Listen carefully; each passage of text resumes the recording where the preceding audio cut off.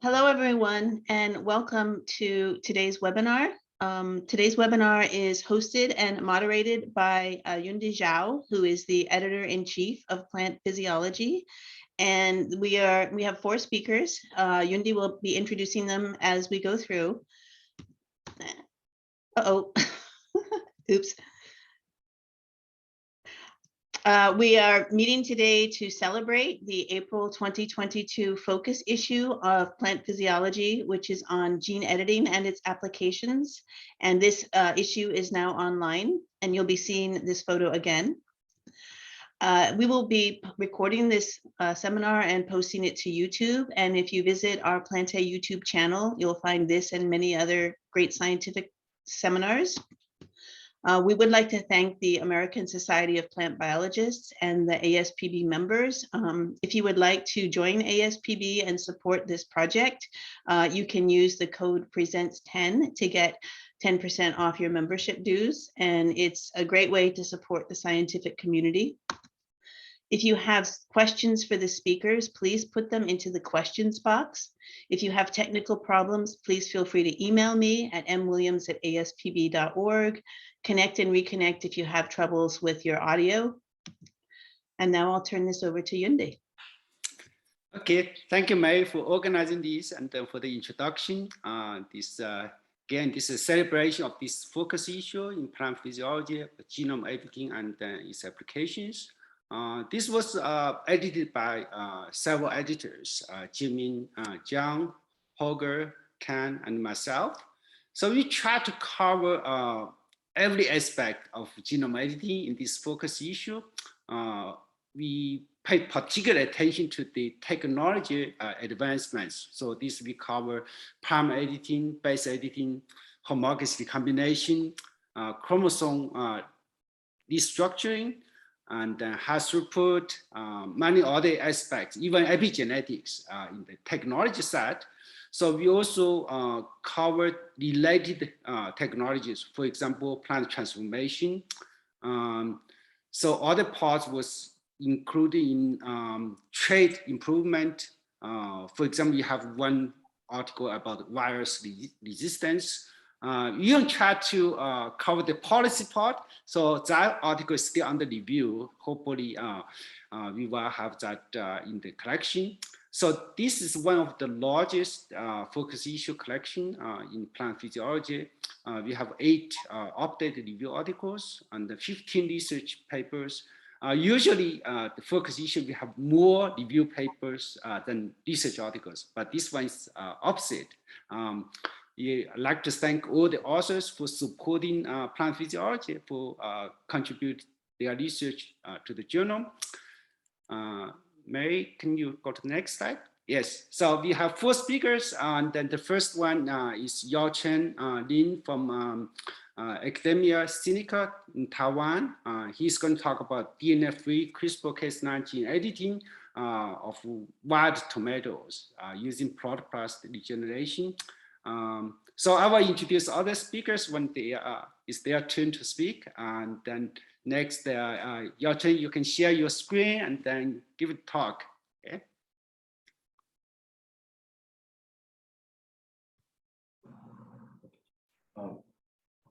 Probably need to wait. Mary, you need to start sharing her screen. Hi, Mary. Okay, thank you. Yes. Mm-hmm.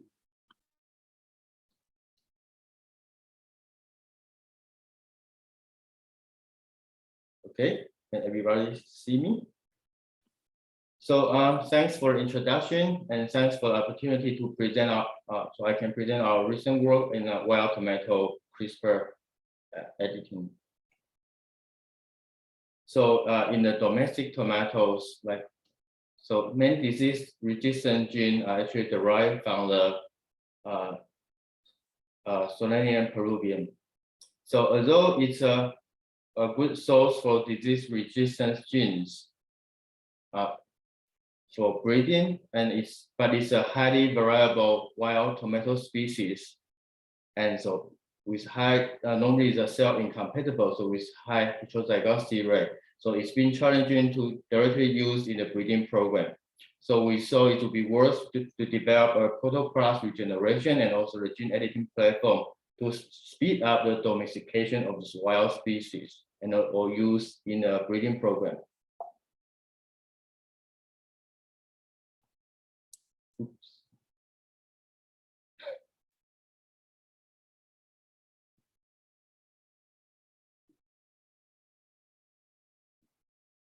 Okay. So we use two complementary methods to deliver the guide RNA. First is more conventional, use the TI plasmid from agrobacteria, but it takes some time to enter the cell. And then there's also some concern that Cas enzyme or guide RNA will still active in the system.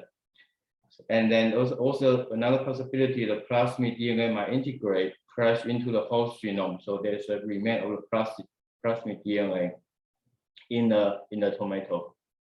So now there's a more improved way that use a CRISPR ribonucleic protein that already packed with a guide RNA, then directly can enter the cell into the nuclei to perform the gene editing. So it also creates less stress environment to the cell. And of course, because there's no foreign DNA, so potentially it can be a foreign DNA-free genome editing. And we focus on using the protoplast regeneration. So there are multiple advantages of use protoplast. First, of course, the cell wall is already been removed, so it makes the transformation easier. And then since it's a single cell, so normally you don't see chimeric in the cell in the regenerant, of course, and then the editing can easily pass to the next generation.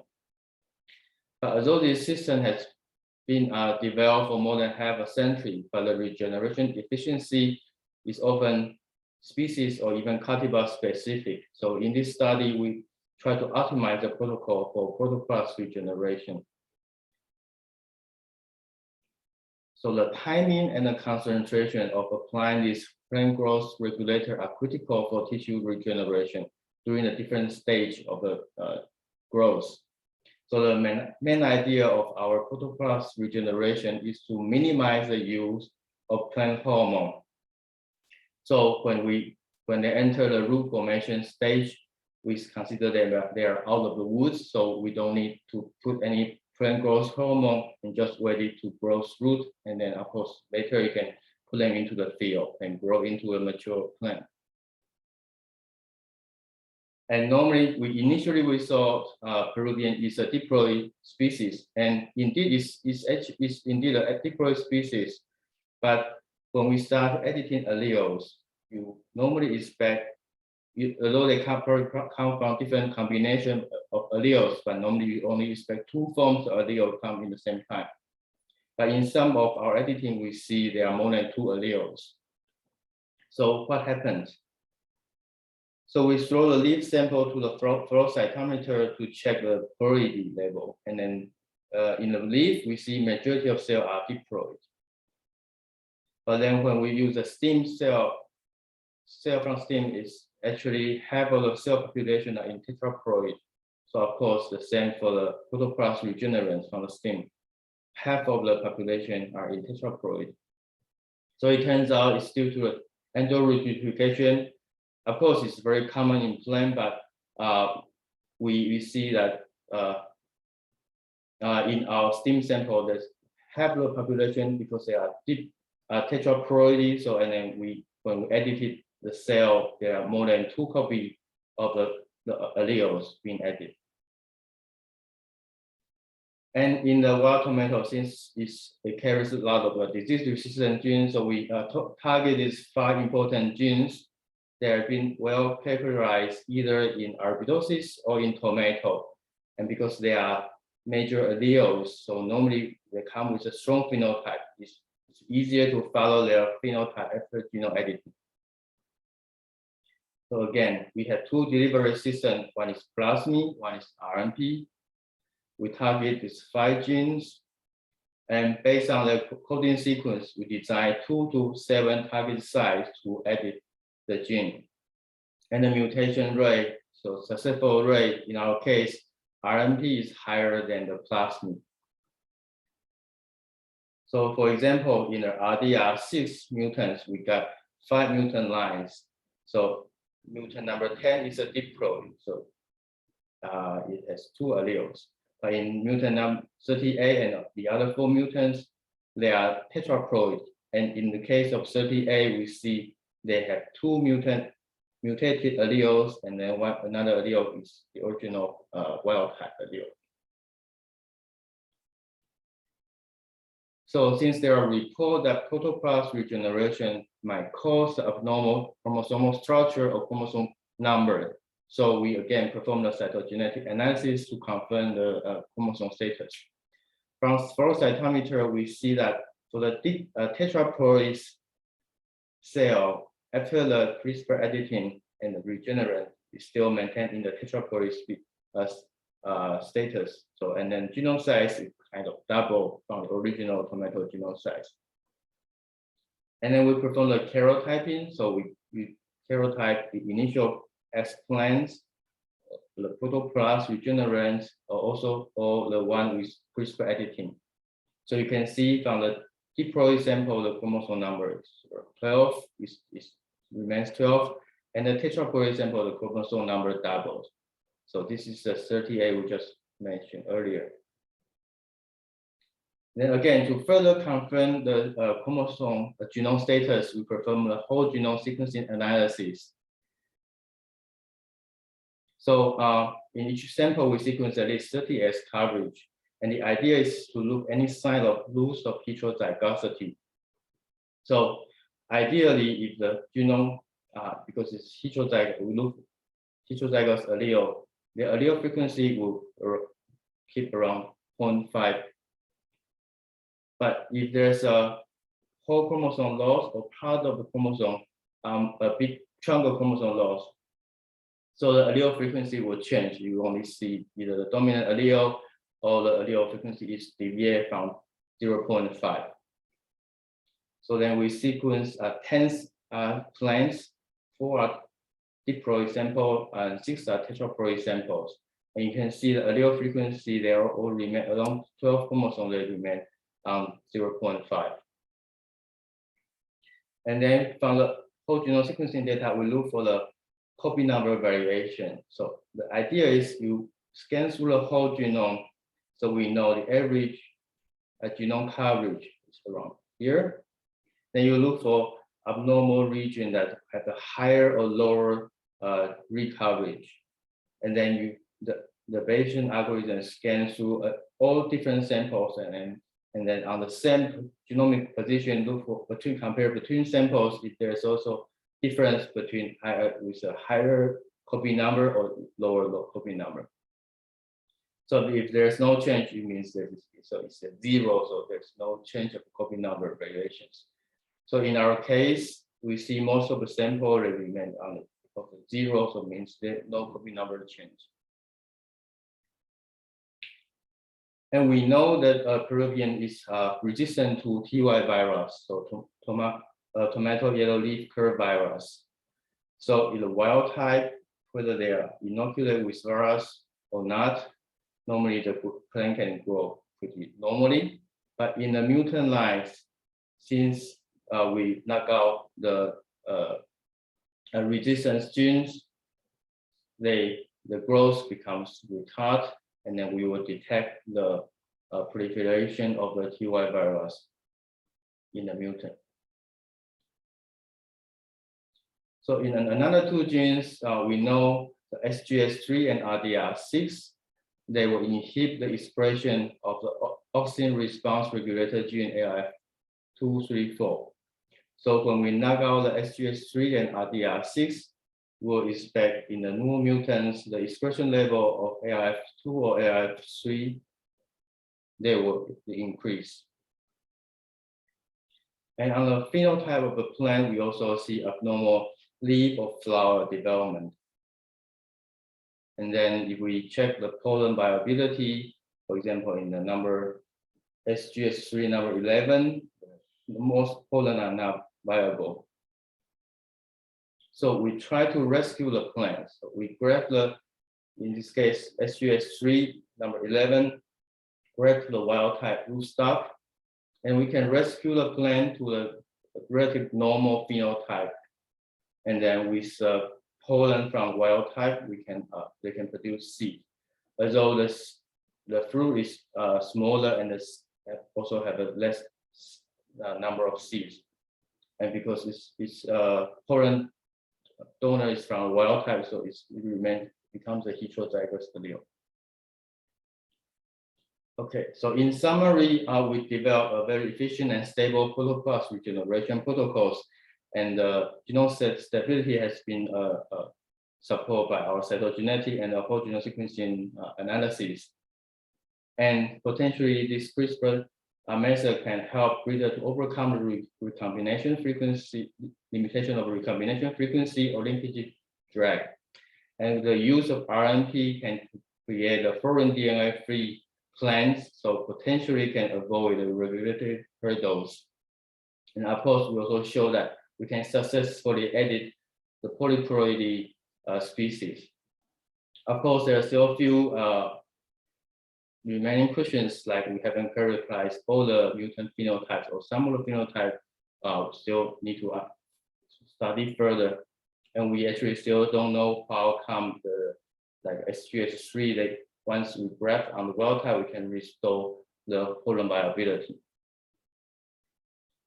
Okay, in the end, I'd like to thank, of course, Chongxi. He spearhead all the CRISPR editing and also autoplus regeneration. Also, people from his group perform all the molecular biology work, and from my group, with my group member helping on the bioinformatics and genomics work.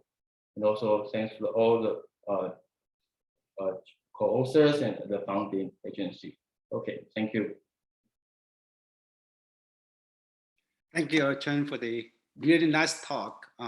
There are a few questions in the Q&A and in the chat. So first question is what's the regeneration frequency in your system?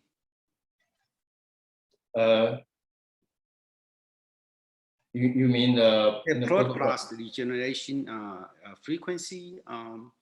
How efficient? We can normally get around 30–50%, but depends on tissue actually. So the related question is, when you do the RNP compared to plasmid, so you don't have a selection pressure. How do you select the transformants compared to the like agro transformation? Yeah. Sorry. We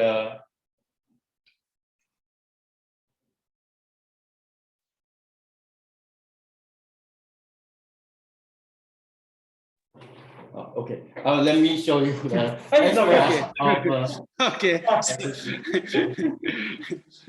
Yeah. transformation efficiency. How to select the transformation? We didn't select. We didn't add any antibiotics. No. And regeneration, probably right now we use the 1 million cell for one transfection. Actually, we only got the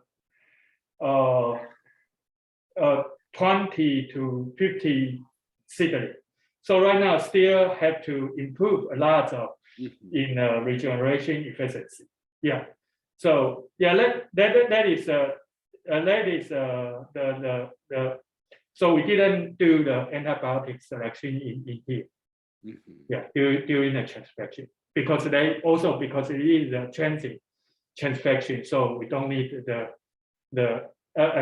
it is transient, and transfection efficiency is almost higher than 70%. So we didn't do the selection. Oh, I see. So looks like the RNP is more efficient than the plasmid, right? Do you know why is the efficiency so higher than the plasmid? Yeah, well, actually, because for the allele we use for RNP is already known alleles, so we know that so it's a bit unequal comparison for the plasmid, there are new alleles that haven't been checked, so still need to be optimized. That's why we normally use more than 2 editing sites. So in this case, so that's why our RMP looks higher efficiency.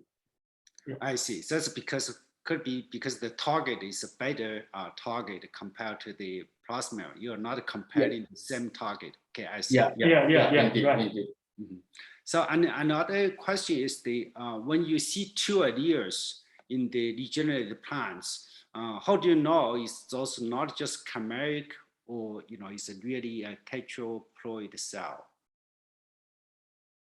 Yeah. So for the tetraploid cell, we for those regions, in addition to like sample sequencing, we also from the NGS data we double check how around the region the original illuminary how they looks like, or some or even with an arbory to support that they that's not a parallel or due to also not due to the parallel genes. Yeah, and in the other hand, we also do the paginate select analysis. So we do the genotype of the paginate, all of the ratio of this genotype is followed up the Mendel rule. So I think that is not a chimeric.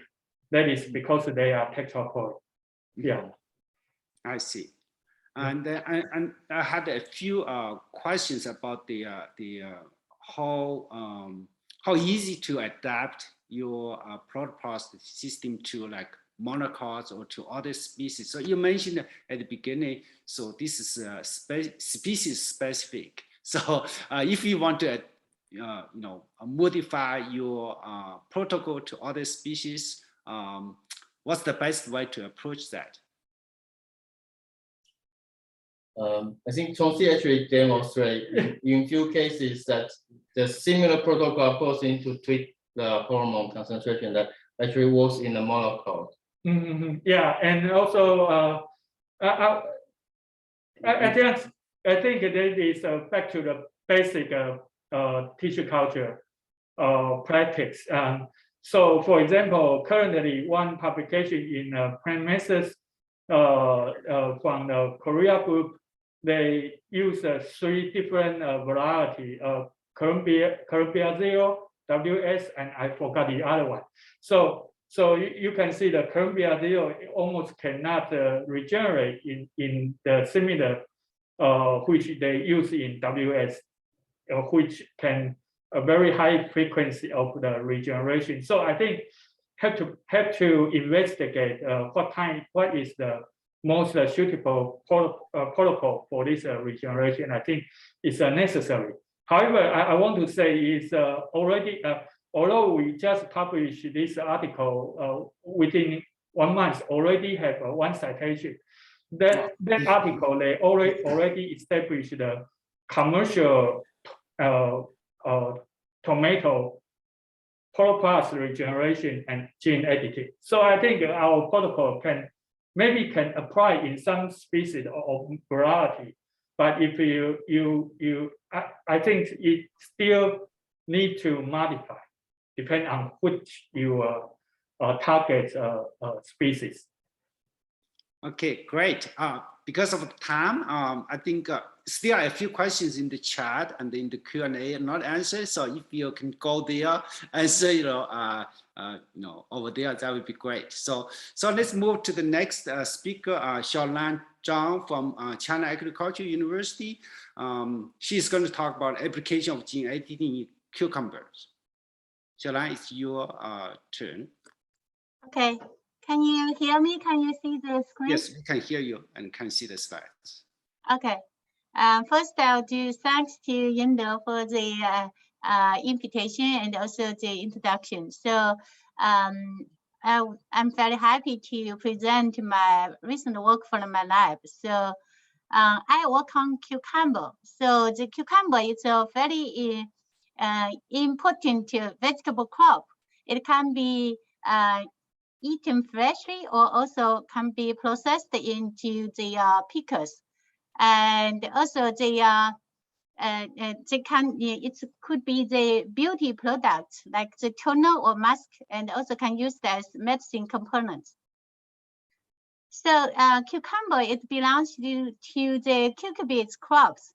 So together with the watermelon, melon, and pumpkin, and the genome size is relatively small. It's only 350 megabytes. So the cucumber, the fruit development is from the female flower. So the male or female flower, they produced from the leaf axial. And the female flower, it only takes about 72 weeks to become to the commercially mature cucumber fruit after ancestors. So the cucumber, they originated from the India and divided into 4 geography groups. And as you can see, the East Asia or the Eurasia, so these groups, the cultivated groups, they have big variations on the fruit length. And also the fruit appearance, as you can see, they have big diversities. So especially like the fruit length, the fruit shape, and as well as on the words on the surface. So the fruit appearance, they affect the commercial values, because as compared the top and the bottom one, you will see the top cucumbers, they will have much higher price. And also the different market, they have different requirement for the fruit appearance. For example, like these sun cucumber, they are usually very short and very glossy, so they have no warts or spines on the fruit surface. However, for the northern cucumber, they are usually very long and dark green. They have very dense warts and spines. So today I'm going to talk about the 2 things. One is about the gene editing system in the cucumber, and also in the end I'll present the 2 recent work published in the Plant Physiology. So the first is let's review a little bit about the history about gene editing. So from 2005 is the GFN, and then is the Talon, which on 2010, and 2012 is about the CRISPR-Cas9 system, and now it's a continuous improvement on this CRISPR-Cas system. So the CRISPR-Cas system for the plant genome editing, they mainly have 2. One is the Cas9, the other one is the CPF1 system. So both of them will result the double strand break, which we are using these 2 repair pathway to get the different editing result. So the different editing could be like the gene lockout, or also could be gene lock-in, or like a replacement. Also could be the base editing, or like the expression change, which on to targeting on the promoter region, the UTR region, or the enhancer region. So in the cucurbits, we mainly the application is a CRISPR-Cas9 system, and also we modified this system by adding a GFP inflorescent.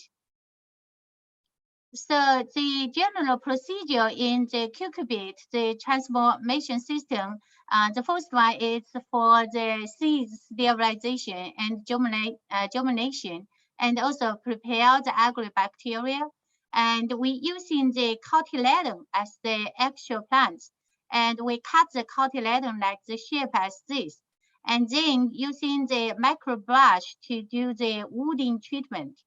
And after that, to do the vacuum infiltration and the cold cultivation, and then to do the shoot regeneration. So during this step, we screen for the GFP, the fluorescent markers.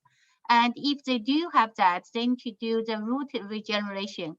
And to the next generation, we're still using the GFP to screen for that. However, in the cucurbits, the efficiency is not that high. It's only like 2 to 5%. So the first paper published in cucumber using the CRISPR-Cas system is in 2017. And they using the knockout of these whip genes. So they screen the seeds by the GFP and getting the phenotype. As you can see from the red corner, this gene is promote female flower development. So knock out these genes, it's all become to the female flower. So control the sex development in cucumber. So next I would to share the two works from my lab. One is about fruit wort, the other is about fruit cavity. So fruit wort is in cucumber, they consist of two things. The top one is called spine. The bottom one is tubercle. So they together it's formed, it's called wort shape. So as you can see from the picture, the fruit wort have big variations in cucumber. Some cucumber, they have no wort at all. Some of them, they have a very big wort. And some of them, they have very dense words. So the like the most cucumber in China, like 95% of cucumber, they have the warty case because people prefer this cucumber with wort, and only around like 5% is have no wort. So we started this work because we are working on the HEC gene family, and so the we previously reported the HEC3. So next we analyzed the HEC1 and the HEC2. So this one is about HEC2 gene. So first we did the CRISPR-Cas9 system to knock out HEC2. As you can see here, it's caused the deletion. So it's a pre-stop codon to produce. And the phenotype, as you can see from here, compared to the wild type, is the density is reduced. And this is the summarization. As you see, the density is significantly reduced, but the fruit length or fruit diameter is not affected. And then we want to know what controls the fruit or the wort density. So we measured the hormone levels. We found that kidney was significantly reduced. And also the we did RNA sequencing. We found all the genes that function in the satkinin biosynthesis was greatly reduced. So next we perform a satkinin treatment, and we showed the data the satkinin treatment can partially rescue the mutant phenotype. So we also did an overexpression of the HEC2. We found the water density became increased. And also the satkinin level is also increased. So next we want to know, okay, so HEC2 worked together with what's the relationship with other like wort initiation genes. So there is one of them, it's called GL3. It's a positive regulator for spine initiation. So mutation of this gene have no warts at all. So they have no spine, no tubercles. And also two other genes like TTG1 and 2 genes, they also control the spine initiation or the tubercle initiation specifically. So by East2 hybrid, we found the HEC2 interact with GL3 with 2 and TTG1. And we verify this interaction by 2 other ways like pull down and split lock. So next we want to know, okay, so what's the relationship with HEC2 and satkinin? So as we know, there is 2 genes like CHL1 and 2, which is work on the satkinin biosynthesis was decreased in the mutant. So then we did leucorin expression analysis. We found that the HEC2 can only stimulate CHL1 expression, but not CHL2. So through East1 hybrid and also together with CHIP, we verified that HEC2 can directly bind to the CHL1 promoter to stimulate their expression. So what about the interaction with the Q gene and GL3? And so we did a co-transformation analysis, and we find that adding the GL3 will further promote the activation of CHL1, and the same thing for the Q gene. So in the end, we promote this model that we've identified new player is the HEC2, which interact with GL3 and TTG1, as well as two genes. And these genes will further promote the activation of CHL1, so that promote cytokinin biosynthesis, so that stimulate the Wnt initiation. So the second story is about the female transmitting tract. As during the double fertilization, we know the pollen need, after the landing to the stigma, they need to travel all the way down to reach the ovule. So the path is called transmitting tract. So they include the stigma transmitting tract, style transmitting tract, and ovule transmitting tract. So in cucumber, during the ovule transmitting tract, they divide into three. The yellow one is the medial transmitting tract. The red one is called the lateral transmitting tract. And in the end, this one, the purple one, the brown one is called terminal transmitting tract. So they need to through all the way from the medial to lateral, then to terminal, so that they could target to the ovules. So we worked on two of the genes. It's called ALC and SPT. So both of them are BHL transcription factor, and they are paralogous genes. So they may function redundantly. So that's why we using the CRISPR-Cas9 system to knock out both of the genes. So as you can see from the picture here, there is two phenotypes. The first one in the double mutant, they have no seeds, and especially, but the seeds is female specific, because when they use as the male, the seeds is not affected. So this means they only affect the female's fertility. And the second phenotype is the double mutant. The fruit is they have the fruit cavity formed. And also on the stigma and the style in the double mutant compared to the wild type, also the stigma is curved outward, and the style is also elongated. So next, we want to know why the female fertility was affected. So we stain the pollen tube, which is like the blue signal. As you can see, compared to the wild type or the single mutant, this is a transverse section from the stigma style to ovary. As you can see, the single mutant is the signal is much greatly reduced. However, in the double mutant, basically no signal at all.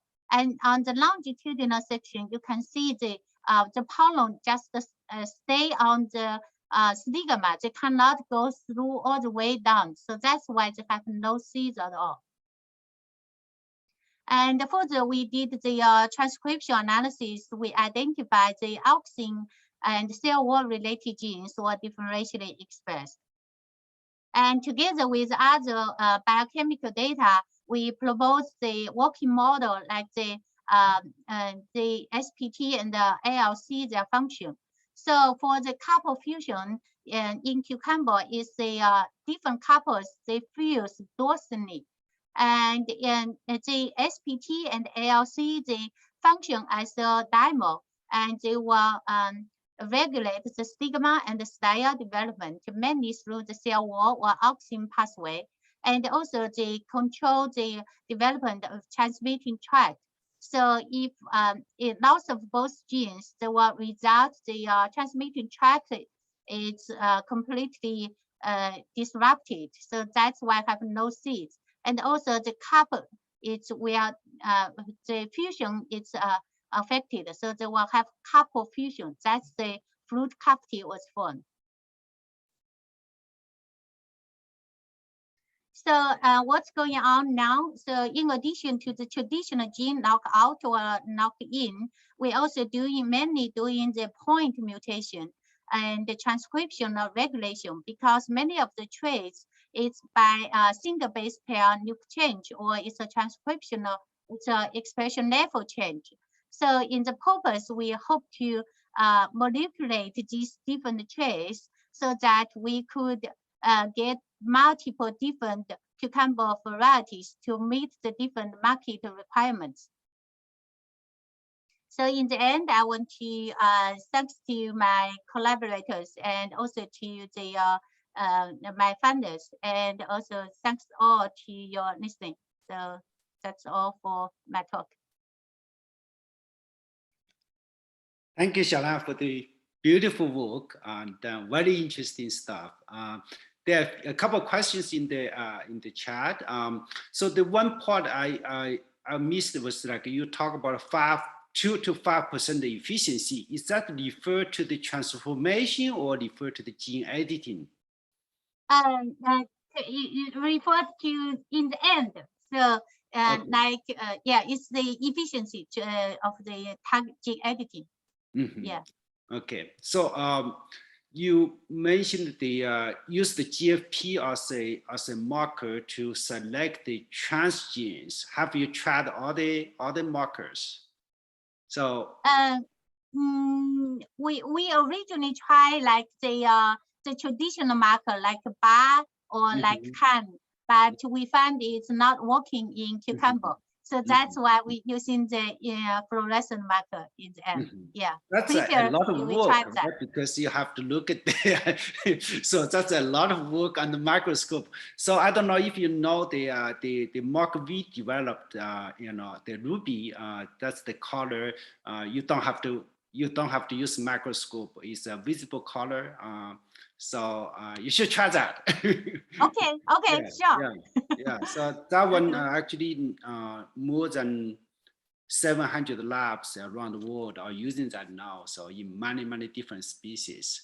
For the audience, if you don't know what that is, Google Ruby reporter, you will find it. So that one is very easy to use. You don't have to add any substrate. You don't need a microscope. So it's a visible marker. Yeah. Okay. Yeah. Okay. I will try that. And so you're also trying the base editing. Have you tried the homologous recombination in cucumber? We tried the base editing, but yeah, right now we already get the lines, but the efficiency is we tried both already, both the base editing and also the to editing the promoter. Yeah, both of them works. Yeah. Okay, that's great. Yeah. So one more question about the construct. So which promoter you use to express the case line? And that one we also tried a different one. We using the traditional the U6, and also we tried the tomatoes one. But in the end, we find it doesn't matter that much. Both of them works. Yeah. And so the big difference, yeah, the big difference is the germplasm, like which variety you use for transformation. Yeah, that's change varied a lot. Yeah. Cool. So looking forward to hear more of your gene editing work in cucumber. So thank you so much. So our next speaker is Raizo Ibb from Japan. He's worked at the National Agriculture and Food Research Organization. Raizo, you can share your screen now. Okay. Yeah.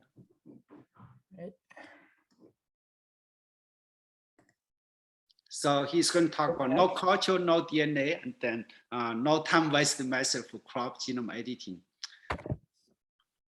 Okay, thank you, Mary and Yundi, for giving me a chance to talk at the plant webinar for the plant physiology special issue. And my name is Ryozo Imai. I am an executive researcher at Naro, Japan. So today I would like to talk about new technology for genome editing and its application to crop breeding.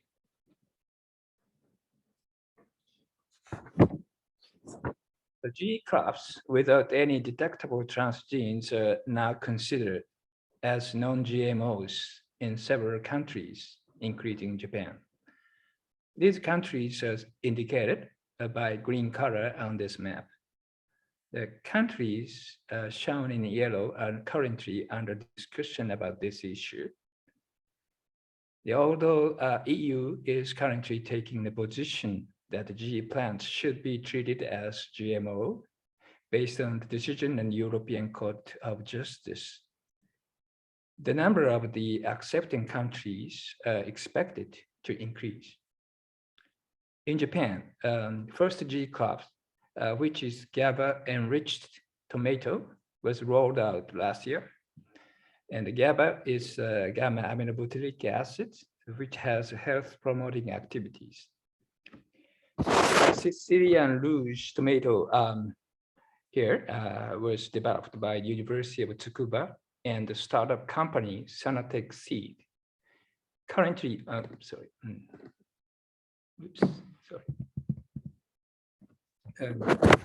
currently, the fresh tomato can be purchased through the Sanatec online store. It is a click and deliver situation now. The price was set a bit higher as compared to the average market price and the cost, 6,000 yen or 53 US dollars per 2 kilograms. But it is meeting the demand.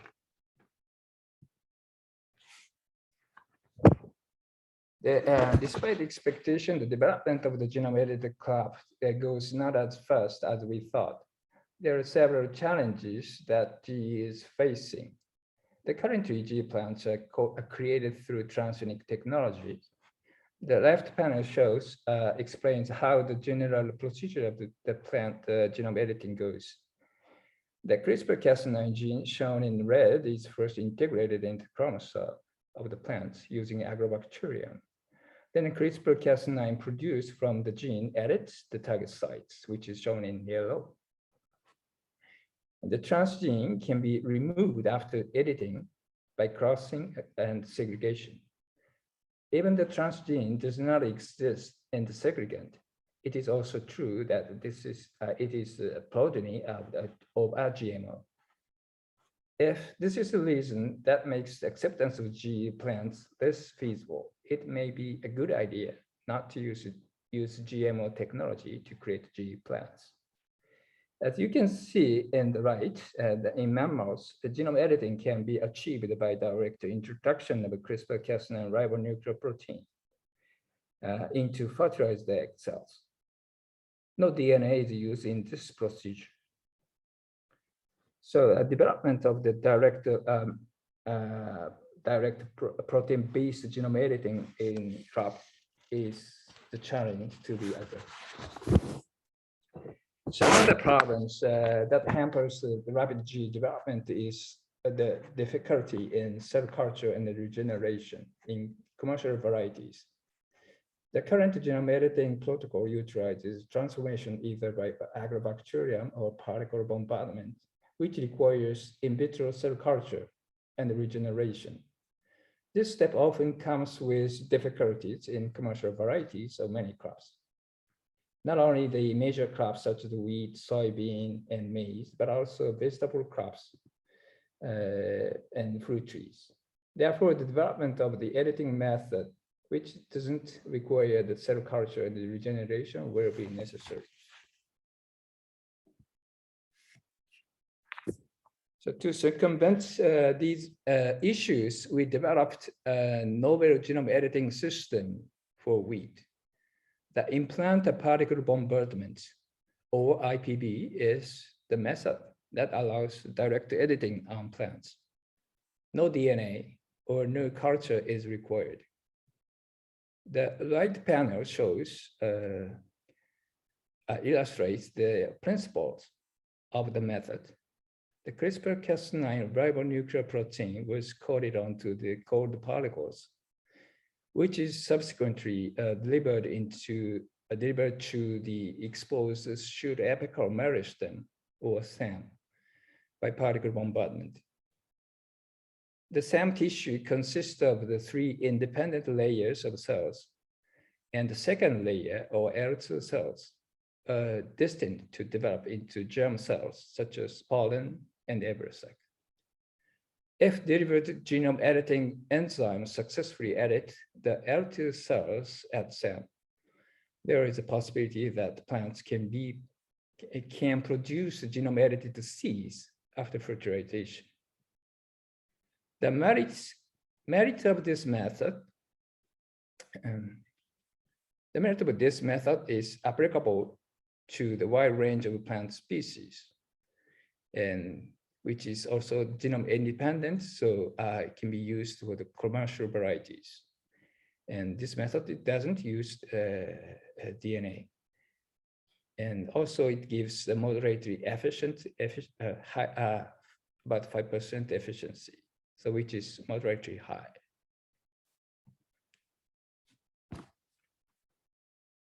The actual procedure goes like this, and under microscope, and SAM is exposed from the imbibed seeds. And by removing a coleoptile, and the first leaf, and the second leaf, which covers SAMs. Sorry. And then finally take off the third leaf, and the SAM will be exposed completely. The embryo was dissected and arranged on the plates, as shown in here. And after bombardment, the SAM were grown until shoot and the root are set, and then transferred to soil and grow. So it's very simple, and 3 steps: expose, bombard, and grow.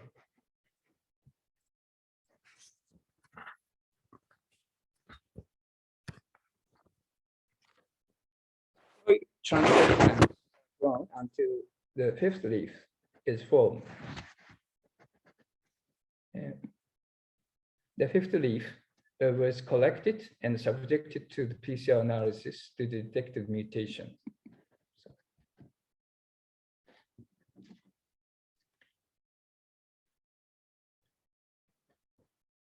An uncut band here, and for the CAPS assay, indicates genome edited plants.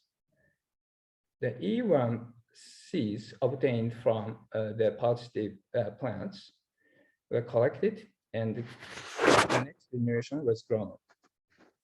And in the next generation, we again analyze the genotype by taking the leaf and subject to the CAPS assay. So you can Ryozo, the papers Yep. on your desk are being picked up by the microphone, just so you know, we're getting static when you move the papers. Okay, so sorry about that.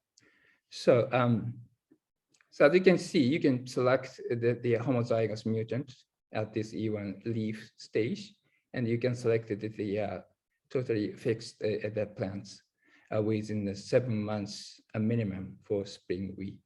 So it is quite rapid method.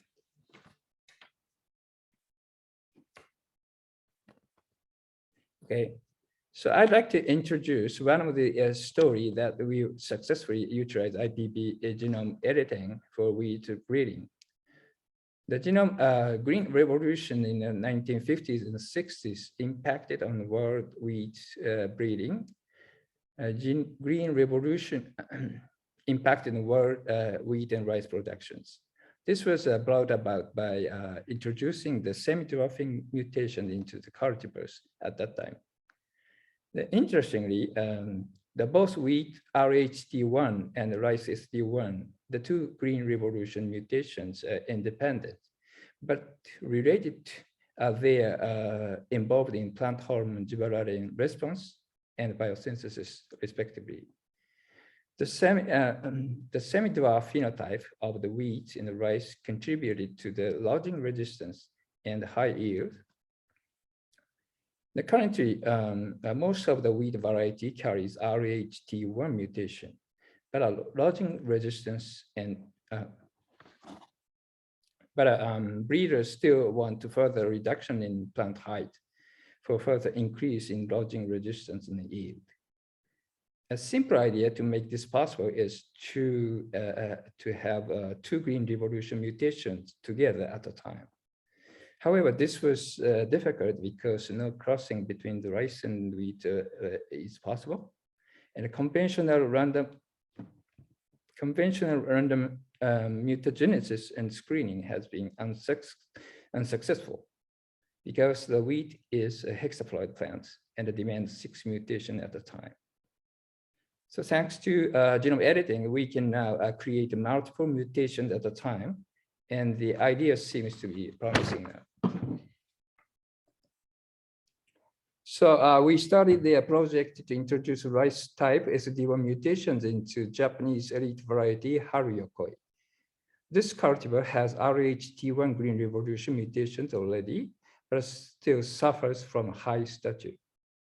We identified SD1 orthologous genes in a wheat genome sequence, and this designed the CRISPR-Cas9 guide RNA.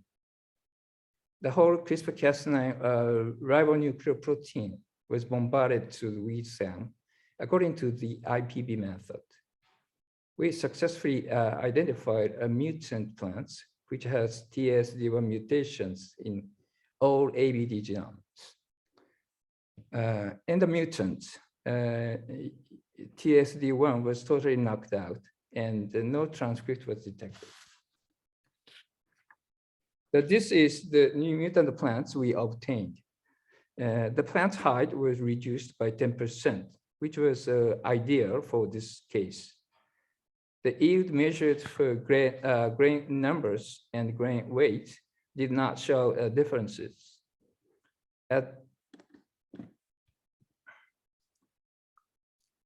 This was the result of pot experiments in the growth chamber. So addition of fertilizers in the field may manifest the positive effect of the TSD1 mutation on grain yield.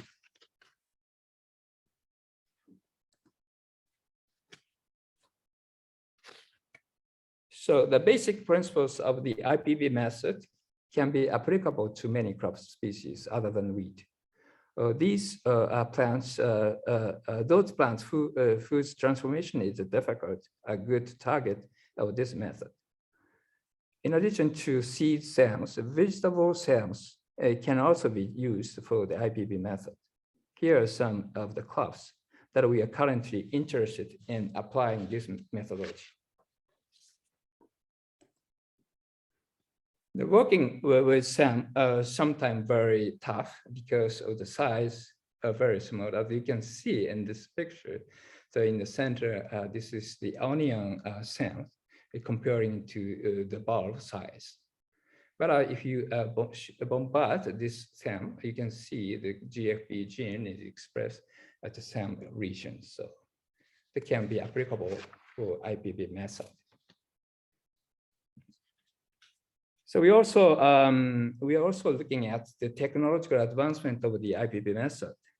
Since establishment of the Ibb method for wheat transformation in 2015, the technology has advanced to RNP-based DNA-free genome editing. We currently target, our current target is to develop a protein-based genome editing system using talents and a knock-in system using IPV.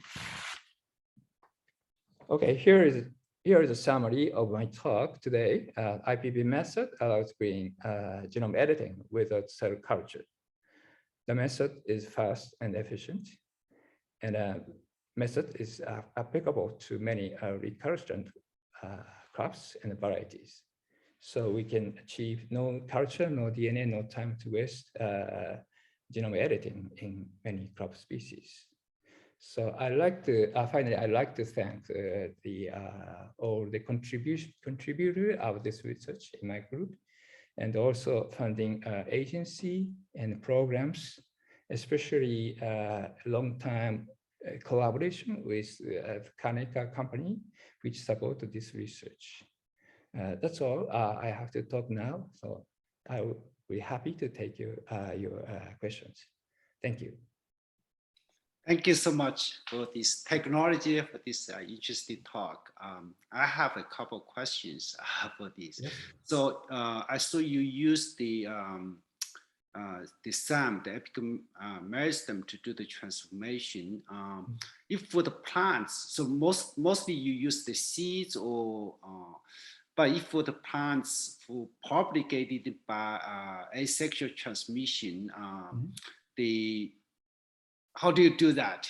Can you use a plant seedling to do the transformation? Yeah, that is probably the good point. And then this is also the problem to apply this method to this vegetatively propagating plants. So the idea we have now is we have something like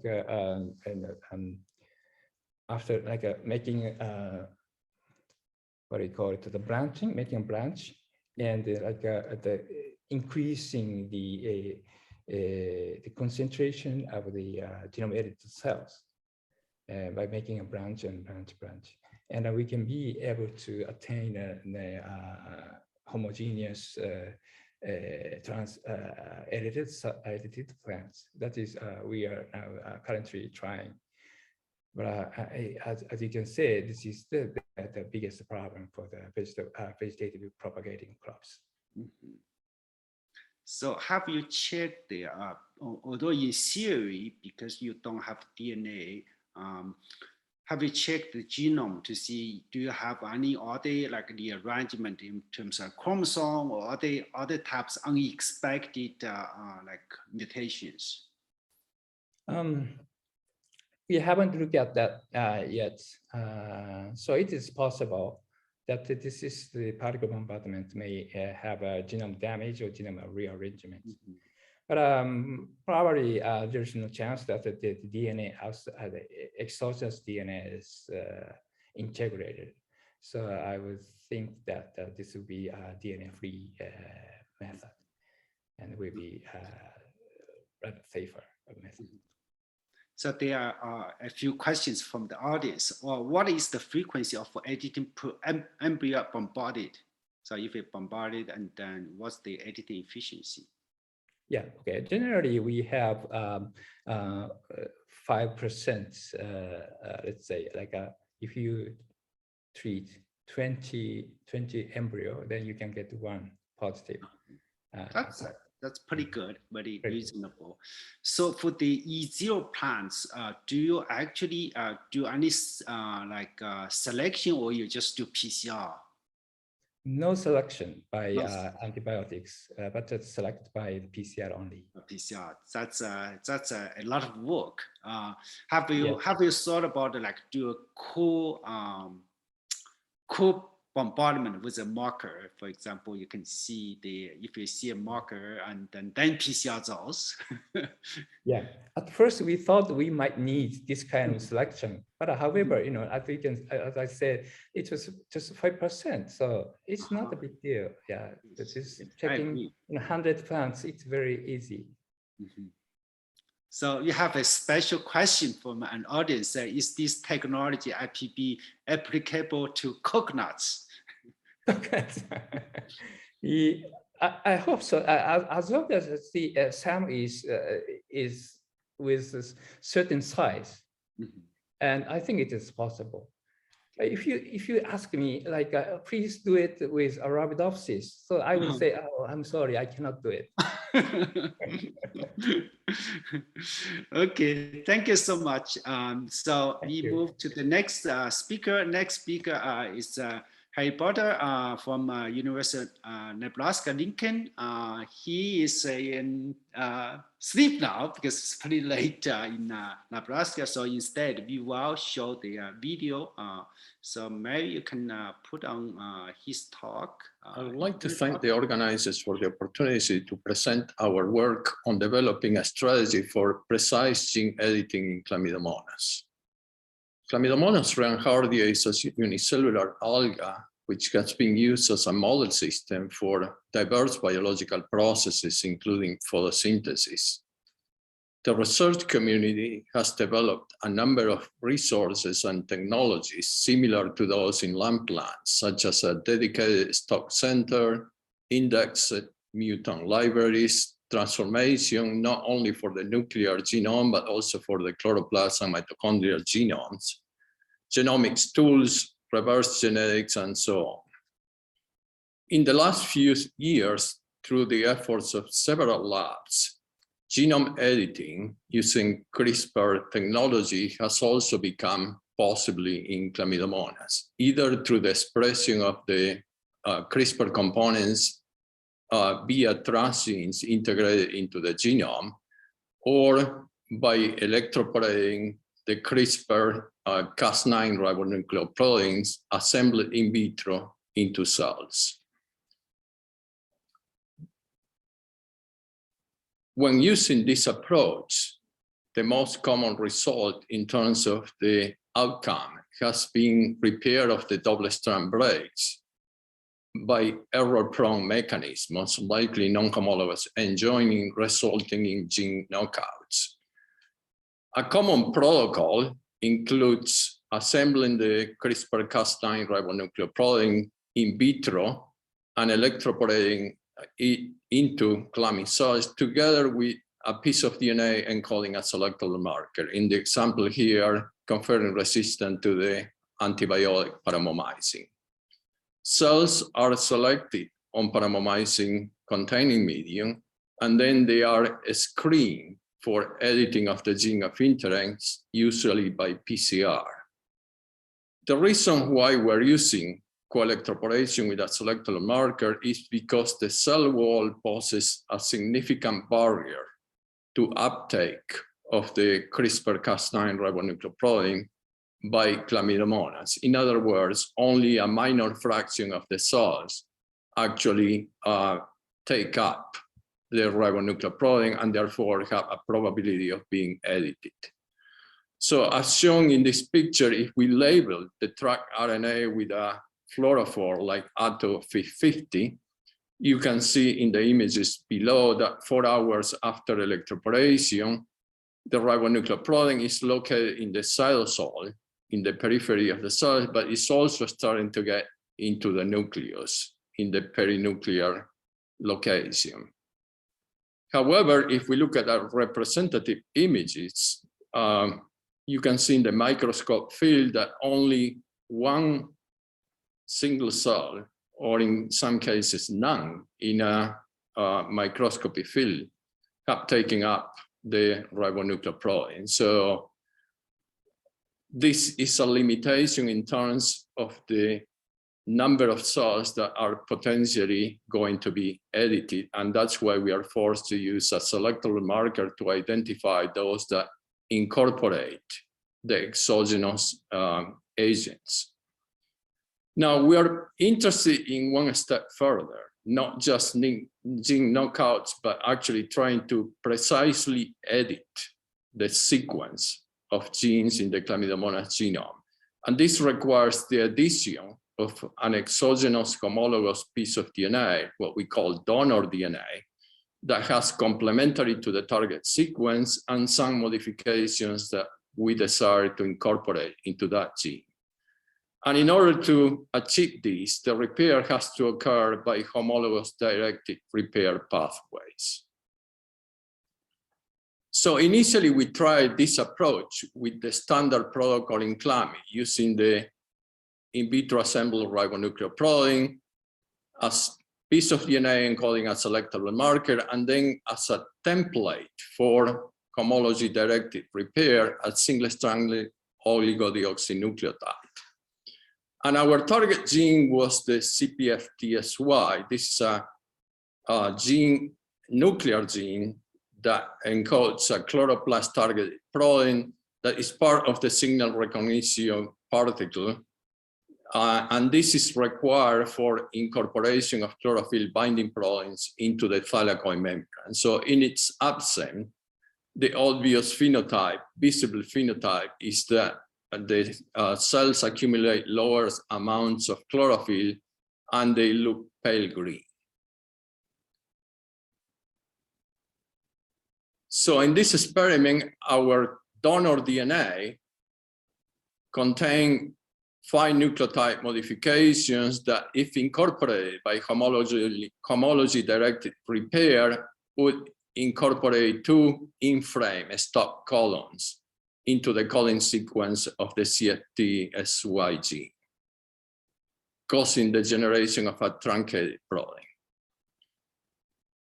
However, out of 21 pale green colonies that we examined by sequencing, unfortunately, none show a precise gene editing event. In fact, all of them contain insertions and deletions as shown in the sequences at the bottom for that subset of these colonies. So because of this problem, we started thinking about the repair mechanisms involved in the repair of the double-strand break caused by a CRISPR-Cas9 ribonucleoprotein. And essentially, we have 2 main pathways: the non-homologous end-joining pathway that is error-prone, and there is some evidence in clammy and other organisms that this is predominant in G1 phase cells. And on the other hand, we have the homology-directed repair pathways that, again, by indirect evidence, appear to be prevalent in SG2 phase cells. So what we are facing in asynchronous cultures of Chlamydomonas is that the non-homologous end-joining pathway is predominant relatively to homology-directed repair because most of the cells will be in the G1 phase, of the cell cycle. Therefore, we started thinking of a way to select for a small proportion of cells that might express these homologous directed repair pathways. And this led to the developing of a co-targeting strategy for precise gene editing. In this case, we're going to target simultaneously 2 different genes. One is an endogenous gene that can be converted into a selectable marker by precise gene editing. And by selecting for this event, we are in fact selecting for cells that are proficient for homology-directed repair at the time of electroporation. At the same time, we are electroporating those cells with another ribonucleoprotein and another donor DNA that target any gene of interest without a selectable phenotype. After electroporation, the cells are selected on medium containing a selective agent to which the cells become resistant once this endogenous gene is precisely edited, converting it to a selectable marker. And our hope is that by doing this, we are selecting for cells that we know have to express this homology-directed repair pathway at the time of electroporation, and therefore we might increase the chances that the other gene, the gene of interest, will also be edited precisely in those cells. And we would try to identify edited cells by screening colonies by PCR.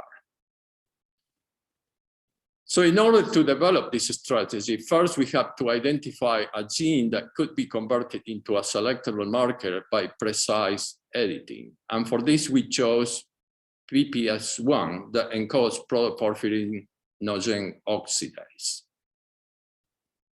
It was established before that a single mutation from G to A that converts valine 389 to methionine confers herbicide resistance to oxyfluorphan.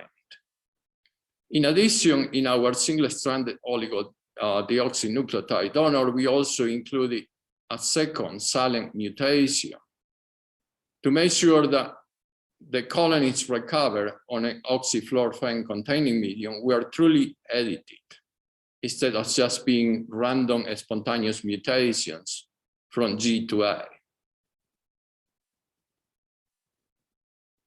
Of the colonies that we analyzed by sequencing that were oxyfluorphan tolerant, about 2/3 contain both mutations, which is our expected result for precise gene editing triggered by CRISPR-Cas9, while 1/3 had only a single point mutation, G2A.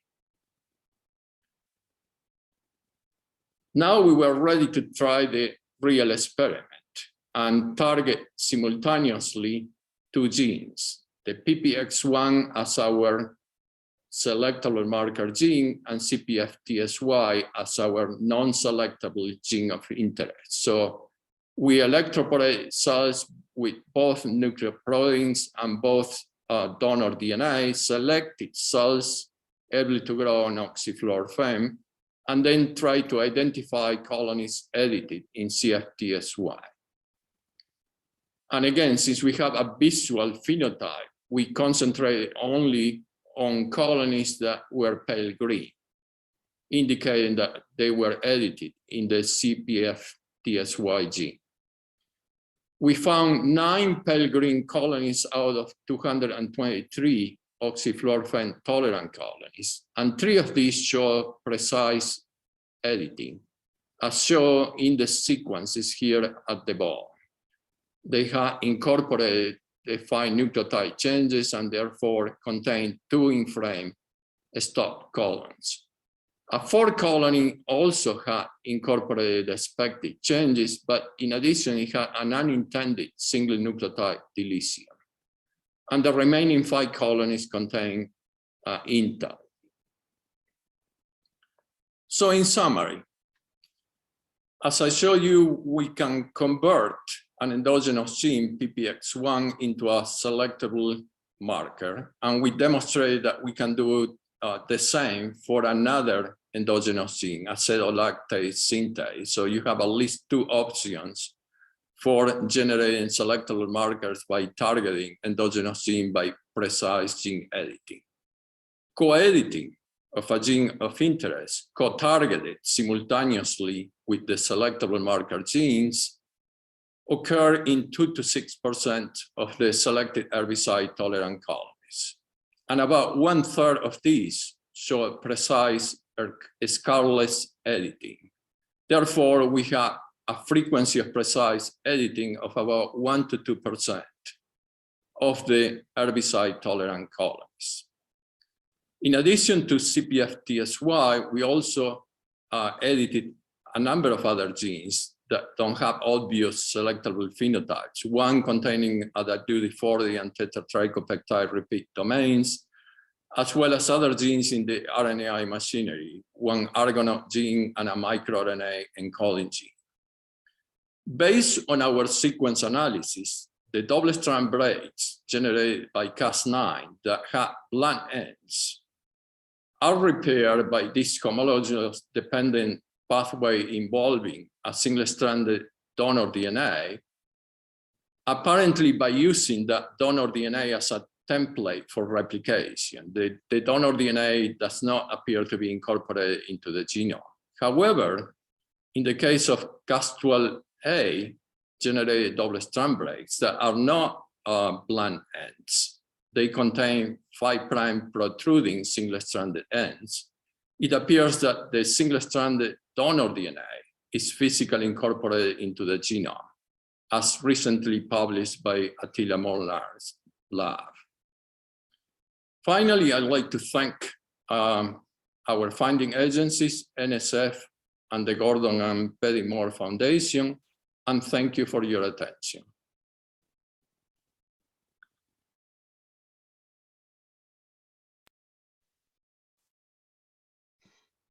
Okay, like to thank all the speakers. There are a couple of questions. One that maybe Mary you can address. So this one audience asked, when will we get the certificate for the webinar? If you require our certificate of attendance, you will receive an email tomorrow with instructions. It's an automated system, so you have to use the subject line exactly as it's written in the email.